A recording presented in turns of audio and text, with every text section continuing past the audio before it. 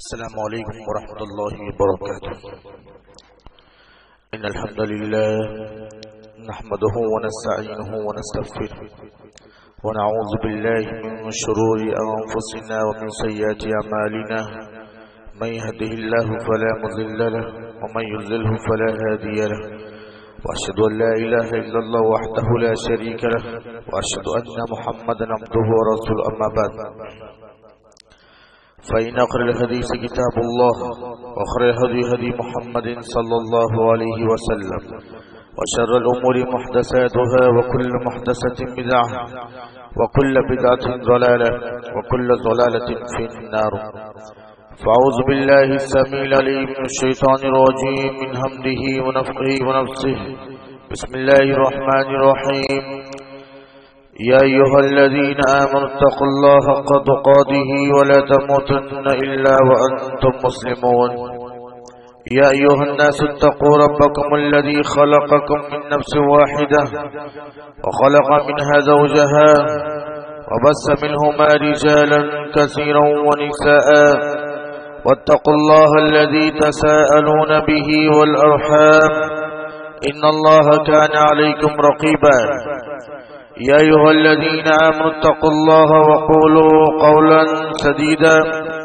يصلح لكم أعمالكم ويغفر لكم ذنوبكم ومن يطع الله ورسوله فقد فاز فوزا عظيما أما بعد أعوذ بالله من الشيطان الرجيم بسم الله الرحمن الرحيم قال النبي صلى الله عليه وسلم اتق المحارم تكن عبد الناس وارض بما قسم الله بك تكن أغنى الناس واحسن إلى جارك تكن مؤمنا وأحب للناس ما تحب لنفسك تكن مسلما ولا تكسر الضحك فإن كسرة الضحك تميت القلوب رواه أحمد. اللهم انفعني بما علمتني وعلمني ما ينفعني وزدني علما رب اشرح لي صدري ويسر لي امري واحلل عقدة من لساني يفقهوا قولي اللهم رب زدني علما آمین. پیارے بزرگوں نوجوان ساتھیوں پیارے بچوں اور خواتین ملت، خطبہ مسنونہ کے بعد مسند احمد کی ایک صحیح حدیث آپ کے سامنے پڑھی گئی ہے. اس حدیث کو روایت کرنے والے حضرت ابو ہریرہ ہے. یہ حدیث ترمذی شریف میں موجود ہے. امام البانی رحمہ اللہ نے اس حدیث کو صحیح اور حسن درجے کی کہا ہے.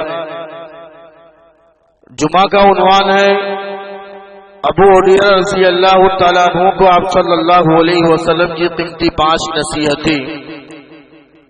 حدیث یوں ہے، ایک مرتبہ آپ صلی اللہ علیہ وسلم نے صحابہ سے کہا کہ کون ہے جو مجھ سے یہ 5 باتیں سیکھ لے اور سیکھ کر اس پر عمل کرے اور دوسروں کو بھی یہ باتیں سکھائے.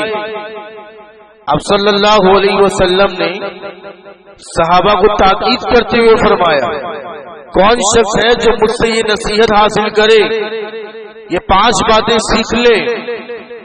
حضرت ابو ہریرہ رضی اللہ تعالیٰ عنہ نے پہل کرتے ہوئے اللہ کے رسول سے فرمایا کہ اللہ کے نبی، میں وہ 5 نصیحتیں حاصل کرنا چاہتا ہوں جو آپ فرما رہے ہیں، یا میں وہ بات قبول کرنا چاہتا ہوں. اللہ کے نبی آپ فرمائیے کیا وہ 5 نصیحتیں. تو آپ صلی اللہ علیہ وسلم نے انہیں 5 نصیحتیں فرمائی. سب سے پہلی نصیحت فرمائی، اتق المحارم تکن عبد الناس. اے ابو ہریرہ، حرام کاموں سے بچتے رہنا، بہت بڑے عابد عبادت کرنے والے بن جاؤ گے. جو بھی حرام کام شریعت نے بتائے ہیں، چاہے وہ حرام مال کھانا ہوا، چاہے وہ حرام بابت ہو گئی ہو، کوئی بھی حرام کام جو شریعت نے حرام بتایا ہے، کبیرہ گناہ ہے جس کے کرنے پر، جس گناہ پر توبہ ضروری ہو جاتی ہے، ایسے ہر کام سے بچا جائے. محرم جو حرام اللہ تعالیٰ نے اور اللہ کے رسول نے اپنی پیاری حدیث میں فرمائے ہیں اس کام سے بچ کے رہنا، تم بہت بڑے عابد اور عبادت کرنے والے بن جاؤ. یعنی اگر کہا جائے تو متقی بن جاؤ کہ اللہ سے ڈرنے والے بن جاؤ. دیکھیے ایک انسان متقی اور گنہگار نہیں ہو سکتا ہے. اللہ سے ڈرنے والا واقعی معنوں میں وہ حرام کاموں سے بچنے والا ہوگا، حرام سے دور ہوگا. ایسا ہرگز نہیں ہو سکتا ہے کہ ایک پکا سچا مسلمان مومن بھی ہو اور بہت بڑا حرام خور بھی ہو. ایسا ہرگز نہیں ہو سکتا ہے. تقویٰ کی ویاخیا بیان کرتے ہوئے حدیث کے اندر فرمایا گیا، اگر مکمل اللہ کا ڈر اور خوف آپ کے دل میں آ جائے گا تو آپ حرام کام سے مکمل بچ جاؤ. اور جو انسان حرام کام سے مکمل بچ گیا وہ بہت بڑا عابد بن جائے گا، واقعی معنوں میں عبادت کرنے والا شمار ہوگا. اس کی عبادتیں مقبول ہو جائے گی، قبول کی جائے گی. اس کی عبادتوں کی اوقات ہوگی، اس کی عبادتوں کا پورا ثواب اسے ملے گا اگر وہ حرام کام سے بچ کر رہے گا. یہ آپ صلی اللہ علیہ وسلم نے ابو ہریرہ کو پہلی حدیث میں فرمایا. کیوں نہ ہو میرے بھائیوں، یہ تقویٰ بڑا ضروری ہے. میرے اور آپ کے دل میں اللہ کا ڈر، اللہ کا خوف ہونا چاہیے. اگر نہیں ہے تو یقین مانیے کہ شیطان ہمارا ساتھی بن جائے گا اور ہمیں گمراہی کے راستے پر لے کر جائے گا. ایک مرتبہ آپ صلی اللہ علیہ وسلم نے فجر کی نماز کے بعد، یہ آپ صلی اللہ علیہ وسلم کی آخری دور کی بات ہے جب آپ صلی اللہ علیہ وسلم بیمار پڑ گئے تھے، اس دور کی بات ہے. کچھ وقت آپ صلی اللہ علیہ وسلم کی زندگی کے باقی رہ گئے تھے، ان دنوں کی بات ہے.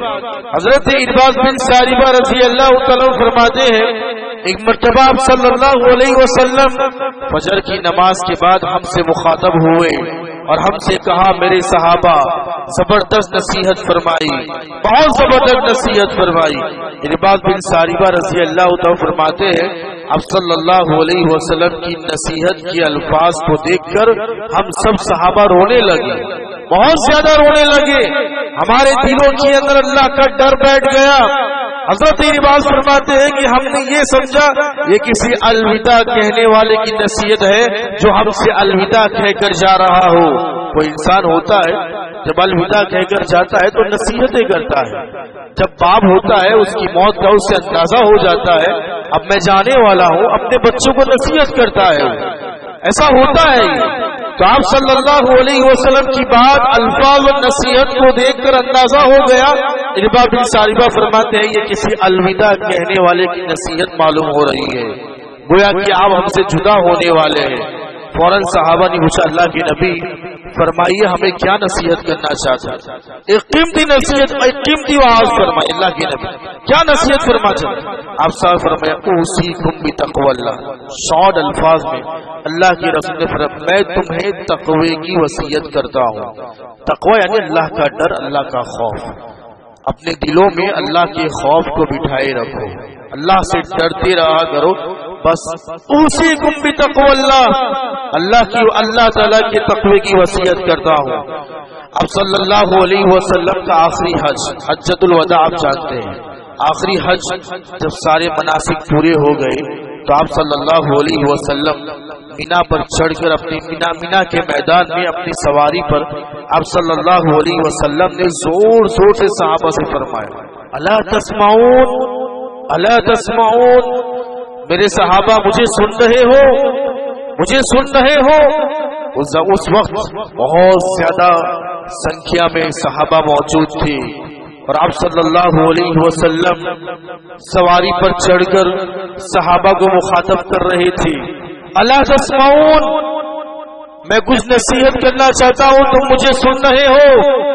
صحابہ ابو امامہ رضی اللہ عنہ فرماتے ہیں کہ آپ صلی اللہ علیہ وسلم اپنی اونٹنی جدعا، جس کا نام تھا، اونٹنی پر چڑھ کر اللہ کے رسول نے فرمایا، گویا کہ آپ صلی اللہ علیہ وسلم ایک اہم پیغام دینا چاہتے ہیں، ایک اہم سندیش دینا چاہتے ہیں، اہم پیغام دینا چاہتے ہیں. اللہ کے نبی صلی اللہ علیہ وسلم کھڑے ہو کر آدمی فرماتا ہے، زور زور سے فرماتا ہے، اور آپ صلی اللہ علیہ وسلم یہ جملے کہے، الا لعلکم لا ترونی بعد عامکم ھذا، الا ترونی لعلکم لا ترونی بعد عامکم ھذا، شاید کہ اگلے سال میری ملاقات تم سے نہ ہو سکے گی. آپ صلی اللہ علیہ وسلم نے اشارہ کر دیا تھا اپنی موت میں. الا لعلکم لا ترون بعد عامکم ھذا، اس سال کے بعد ہماری ملاقات نہیں ہوگی یہاں پر. میں کچھ نصیحتیں کرنا چاہتا ہوں، میری بات سنو. ایسے موقع پر آپ صلی اللہ علیہ وسلم نے کہا کہ اتقوا اللہ ربکم، اپنے رب کا تقوی اختیار کرو، اپنے رب کا ڈر اختیار کرو. یہ اللہ کی رسول نے فرمایا. شریعت کے ہر معاملے میں میرے بھائیوں کہیں نہ کہیں قرآن مجید کی آیت کریمہ دیکھ لیجئے، کوئی بھی معاملہ ہو اس کا مقصد اللہ کا ڈر ہوتا ہے، عبادتوں کا مقصد اللہ کا ڈر ہوتا ہے، نماز قائم کرنا اس کا مقصد اللہ کا ڈر ہے، روزہ رکھنا لعلکم تتقون اللہ کا ڈر ہے، شاید کہ ہم اللہ سے ڈرنے والے بن جائے. حج کرنا، حج کے بعد فرمایا گیا اللہ کا ڈر شاید تمہارے اندر آ جائے. ساری عبادتوں کا مقصد، اہم مقصد یہ ہوتا ہے کہ ہم اللہ تعالیٰ کا ڈر اور اللہ تعالیٰ کا تقوی اختیار کرنے والے بن جائیں.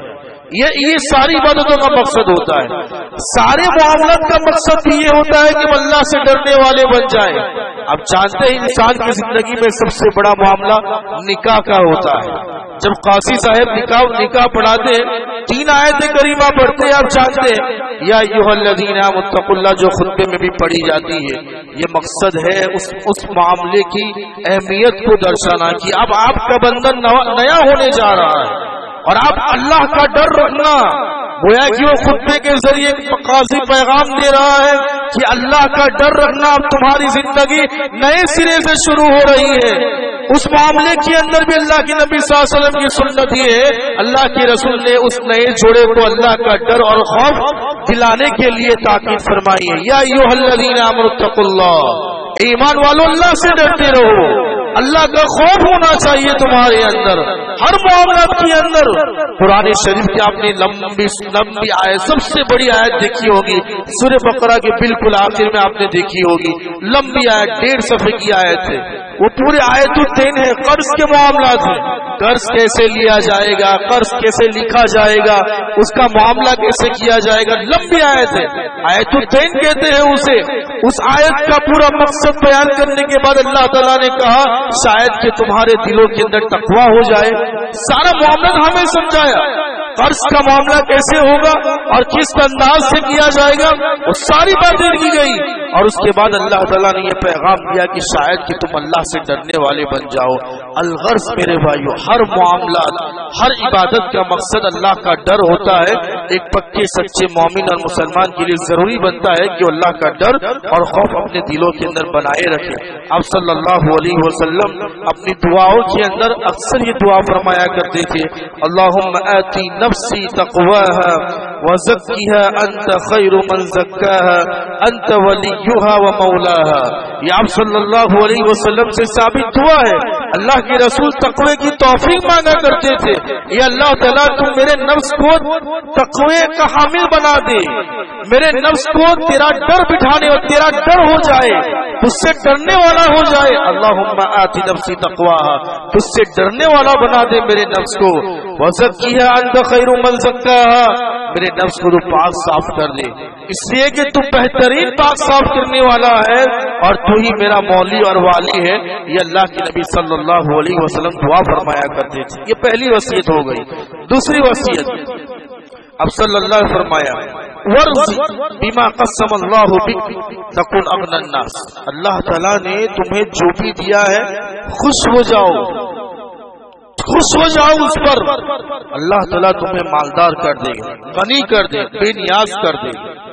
جو بھی اللہ تعالیٰ نے ہمیں دیا ہے زندگی کی ضروریات میں سے جو بھی ملا الحمدللہ. قناعت کی نصیحت فرما رہے آپ صلی اللہ علیہ وسلم، قناعت پسندی، جو بھی ملا ہے خوش ہو جاؤ. شکایتیں، شکوہ، فریادیں ایک مومن اور مسلمان نہیں کیا کرتا ہے، بہت ضروری بنتا ہے. اب صلی اللہ علیہ وسلم فرمایا قد افلح، کامیابی کی علامت ہے. جو قناعت پسندی والا ہے وہ کامیاب ہے، دنیا کے اندر بھی کامیاب ہے اور آخرت میں تو کامیاب ہونے والا ہے. اللہ کے رسول نے فرمایا قد افلح من اسلم ورزق کفافا وقنعه الله بما آتاه. فرمایا اللہ کے رسول نے وہ انسان کامیاب ہو گیا جو مسلمان ہو گیا، جس نے اسلام قبول کر لیا، ورزق کفافا، اور جو اپنی روزی پر راضی ہو گیا. جو روزی اسے ملی ہے اس پر خوش ہو گیا. وقنعه الله بما آتاه، جو کچھ بھی اللہ تعالیٰ نے اسے دیا ہے وہ اپنے لیے قناعت پسندی کو اختیار کرتا ہے، خوش ہو جاتا ہے اس پر. وقنعه الله بہت ضروری ہے میرے بھائی، خاص کر عورتوں کے لیے یہ بڑا ضروری ہے. جو بھی اللہ تعالیٰ نے دیا ہے، جو بھی آپ کا شوہر آپ کو لا کر دے، خوش الحمدللہ. زبان سے آپ کی اللہ تعالیٰ کی تعریف نکلنی چاہیے، اللہ کی حمد نکلنی چاہیے، الحمدللہ کا لفظ نکلنا چاہیے، سبحان اللہ کا لفظ نکلنا چاہیے. یہ فریادیں، شکوہ، شکایتیں ایک مسلمہ، ایک مومنہ عورت نہیں کیا کرتی، الحمدللہ لکھنا چاہیے. اسی طرح اور یہ مرد، یہ نوجوان اور یہ ساتھی، مشکلات ہوتی ہے میرے بھائیوں، لیکن ہمیشہ مانگنا بھی نہیں چاہیے. مانگتے رہنا یہ بھی بہت بری عادت ہے. اب صلی اللہ علیہ وسلم کے پاس حضرت حکیم بن حزام رضی اللہ تعالیٰ عنہ، فتح مکہ کی بات ہے. اب صلی اللہ، بہت بڑے آدمی ہیں حکیم بن حزام، صحابی ہے، اسلام قبول کر لیتے ہیں. اب صلی اللہ علیہ وسلم کے پاس آ کر کہتے اللہ کے نبی مجھے دیجیے، مجھے دیجیے. اب صلی اللہ علیہ وسلم کچھ تھا، دے دیا اللہ کے نبی نے. ٹھیک ہے لے جاؤ، کچھ مال دے دیا اللہ کے نبی نے. تھوڑے دنوں کے بعد پھر آئے حکیم بن حزام، اللہ کے نبی دیجیے مجھے. اب صلی اللہ علیہ وسلم نے پھر نکال کے دے دیا. پھر آپ صلی اللہ علیہ وسلم نے حکیم بن حزام کو بلا کر سمجھا، حکیم یہ مال بڑا میٹھا ہے، سر بڑا لیلا چھم جسے ہم کہتے ہیں، اس مال کی چاہت بہت ہے. میں حکیم کو سمجھا اللہ کے رسول، یہ بہت میٹھا مال ہے، یہ زندگی کی ہوس ہے، یہ اس مال سے بچتے رہنا. اللہ کے رسول نے مثالوں سے ان کو سمجھایا. دیکھیے اگر یہ مال لالچ اور حرص کے بغیر لیا جائے تو اللہ تعالیٰ تمہیں اس کے اندر برکت دے گا. بہت بڑی بات فرمائی اللہ کے رسول نے فرمایا، یہ مال چاہت کے بغیر لیا جائے، حرص کے بغیر لیا جائے تو اللہ تعالیٰ اس مال میں برکت دے گا. اور اگر یہ مانگنے کے ارادے، لالچ اور بخیلی سے یہ مال لیا جائے گا تو اللہ تعالیٰ اس مال سے برکت کو اٹھا لے گا. اللہ کی رسول نے نصیحت فرمائی. اس کے بعد اللہ کے فرمایا اس مال، جو مال کی اچھائیں ہیں، خواہشات ہے، اس کی مثال ایسی ہی ہے، ایک آدمی دسترخوان پر بیٹھ کر کھاتے رہتا ہے اور پیٹ اس کا بھرتا نہیں ہے. مال کی مثال بھی ایسے ہی، ادہرن ایسے ہی دیا گیا. اللہ کے رسول نے اسے سمجھایا. اللہ کے رسول نے حکیم بن حزام کو سمجھایا، حکیم اوپر والا ہاتھ نیچے والے ہاتھ سے بہتر ہے، دینے والا ہاتھ لینے والے ہاتھ سے بہتر. یہ اللہ کے رسول نے الگ الگ انداز سے حکیم بن حزام کو سمجھایا. اور یہ نصیحت کرنے کے بعد آپ صلی اللہ علیہ وسلم نے اللہ کے رسول سے وعدہ کیا. حکیم بن حزام کہا کہ اللہ کے نبی میں وعدہ کرتا ہوں مرتے دم تک کسی سے نہیں مانگوں. حدیث کی روایت، حدیث کے الفاظ، اللہ کے نبی مرتے دم تک کسی سے ہاتھ نہیں پھیلاؤں گا. میں وعدہ کرتے ہیں آپ صلی اللہ علیہ وسلم سے. اور آپ جانتے ہیں تقریباً 123 سال وہ زندہ رہے صحابی حکیم بن حزام، 123 سال زندہ رہے. عمر کا ابو بکر کا زمانہ پایا، عمر کا عثمان، علی، معاویہ کے زمانے کے اندر ان کا انتقال ہوا. 123 سالہ ہجری میں 123 عمر پائے اور معاویہ کی حکومت میں ان کا انتقال ہوا. حضرت عمر فاروق رضی اللہ تعالیٰ جب ان کا وظیفہ نکالتے تھے، ان کو وظیفہ ہوتا تھا، بڑے بڑے صحابی حکومت کی طرف سے وظیفہ جاتا تھا، تو جب حضرت عمر فاروق ان کے لیے وظیفہ نکالتے تھے، حکیم بن حزام کے لیے وظیفہ بھی جاتے تھے، تو وہ منع کر دیتے، میں نہیں لوں گا، اللہ کی رسول سے میں نے وعدہ کیا ہے، میں نہیں لوں گا، کسی سے نہیں لوں گا. حضرت عمر فاروق رضی اللہ تعالیٰ عنہ کو میٹنگ بلانی پڑی بڑے بڑے صحابہ کو اور گواہ بنانا پڑا. میرے صحابہ گواہ رہنا، میں نے حکیم بن حزام کا معاوضہ یعنی ان کا وظیفہ میں نے بھجوایا، لیکن وہ لینے سے انکار کر رہے ہیں. میری پکڑ نہ ہو، میں نہ پکڑا جاؤں، میں نے اپنی ذمہ داری کو ادا کر دیا. یہ تھا میرے زبردست. لہٰذا انسان کو قناعت پسند ہونا چاہیے. تیسری نصیحت جو اللہ کی رسول نے فرمائی حضرت ابو ہریرہ کو، وَحَسِّنْ إِلَىٰ جَارِكَ تَكُنْ مُؤْمِنًا، اپنے پڑوسی کو تکلیف مت دے، مومن بن جاؤ. مومن بننے کے لیے آپ نے بہت حدیثوں کے اندر آپ صلی اللہ علیہ وسلم نے پڑوسیوں کی بہت زیادہ عزت فرمائی، بہت زیادہ خیال کیا ہے. کسی چیز پر اللہ کی رسول نے مومن کی شرط ایسے نہیں لگائی. مومن یعنی بہت بڑا کام، اگر ہم وہ کام نہیں کرتے ہیں تو ایمان والے یا مومن ہونے میں شنکا ہو جائے گی. بہت بڑی بات ہو گئی ہے. آپ صلی اللہ علیہ وسلم نے ایمان کی حد لگائی ہے. واقعی معنوں میں مومن ہو تو تم پڑوسیوں کو تکلیف مت دو. اگر پڑوسیوں کو تکلیف دو گے یعنی تم مومن نہیں ہو. اب صلی اللہ علیہ وسلم نے 3 مرتبہ فرمایا، 3 مرتبہ وہ شخص مومن نہیں ہے، مومن نہیں ہے، مومن نہیں ہے. اور آپ جانتے ہیں جب آپ صلی اللہ علیہ وسلم بار بار یہ الفاظ کہتے ہیں، 3 مرتبہ دہراتے ہیں، وہ معاملہ بڑا گمبھیر ہوتا ہے، بڑا معاملہ ہوتا ہے. لا یؤمنو لا یؤمنو لا یؤمنو، وہ شخص مومن نہیں ہے، وہ شخص مومن نہیں ہے. صحابہ کو پوچھنا پڑا، اللہ کے نبی کون مومن نہیں ہے؟ جس کا پڑوسی اس کی تکلیف سے محفوظ نہ ہو ایسا انسان مومن نہیں. اللہ کی رسول نے فرمایا اب زبان سے تکلیف تو، اپنے فعل سے، کام کے ذریعے تکلیف تو، کسی بھی طریقے سے تکلیف تو، اگر آپ اپنے پڑوسی کو تکلیف دیتے ہیں تو آپ مومن نہیں ہیں. اللہ کی رسول کی حدیث بہت ضروری ہے. یہ عام طور پر انسان زبان سے تکلیف دیتا ہے، خاص کر عورتیں تانا دیتی ہے اپنے پڑوسی کو، زور زور سے بولتی ہے، آواز سے بولتی ہے تاکہ پڑوسی سن لے. اپنے کام کے ذریعے تکلیف دیتی ہے. تکلیف دینے کے بھی الگ الگ انداز ہیں، یہ عورتیں اچھی طرح جانتی ہیں. تکلیف دینے کے الگ الگ انداز ہیں. جتنا بھی طریقہ اپنا لیں، اگر آپ کے پڑوسی کو آپ سے تکلیف ہوتی ہے تو پھر یہ اللہ کی رسول کی وعید ہے کہ آپ مومن نہیں ہیں. یہ وعید اللہ کی رسول. ان کی عزت پر انگلی کرنا، عزت پر انگلی اچھالنا، ان کی عزت و آبرو کی خیر گیری کرنا، ان کے گھر میں کیا چل رہا ہے، ان کے گھر میں کیا چل رہا ہے، ساری باتیں کرنا، ان کے اوپر آروپ لگانا، بہتان لگانا، ان کے اوپر ظلم کرنا، بہت ساری باتیں ہیں جو پڑوسی کو تکلیف دیتی ہیں. اب جانتے ہیں بڑی بڑی روزہ رکھنے والی، نماز پڑھنے والی اگر پڑوسی کو تکلیف دیں گی تو یہ آپ کے لیے خیر نہیں ہے. صحیح حدیث ہے.